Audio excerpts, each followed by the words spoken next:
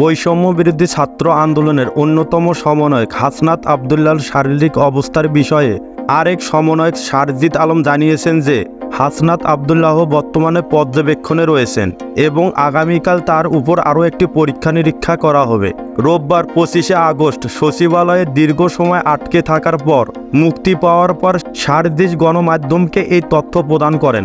আনসারদের সচিবালয় ঘেরাও নিয়ে তিনি আরও মন্তব্য করেন যে আজকের ঘটনাটি সম্পূর্ণ উদ্দেশ্যমূলক ও বিপ্লবকে নস্যাৎ করার একটি অপশক্তি কাজ করছে বলে তিনি অভিযোগ করেন। ঢাকা মেডিকেল কলেজ হাসপাতালের পরিচালক আসাদুজ্জামান হাসনাত আবদুল্লাহর সর্বশেষ শারীরিক অবস্থার বিষয়ে জানিয়েছেন যে তার জ্ঞান ফিরে এসেছে এবং তিনি মাথা এবং ঘাড়ে আঘাত পেয়েছেন। বর্তমানে তিনি চিকিৎসকের নজরদারিতে রয়েছেন। তিনি আরও উল্লেখ করেন যে মোট ৬০ জন আহত ব্যক্তি ঢাকা মেডিকেল হাসপাতালে চিকিৎসা নিয়েছেন, যাদের মধ্যে ৪ জন আনসার এবং বাকি সবাই শিক্ষার্থী। এর মধ্যে ৪ জন হাসপাতালে ভর্তি আছেন, অন্যরা চিকিৎসা শেষে চলে গেছেন।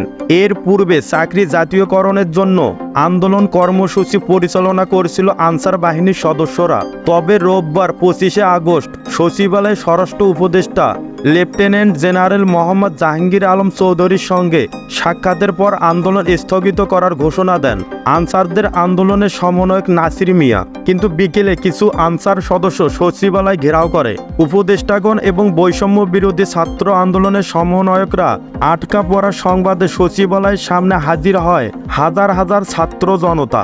এরপর দুই পক্ষের মধ্যে ধাওয়া পাল্টা ধাওয়ার ঘটনা ঘটে। তবে বর্তমানে সেনাবাহিনী পরিস্থিতি নিয়ন্ত্রণে এনেছে, পাশাপাশি অনেক আনসার সদস্যকে হেফাজতে নেওয়া হয়েছে।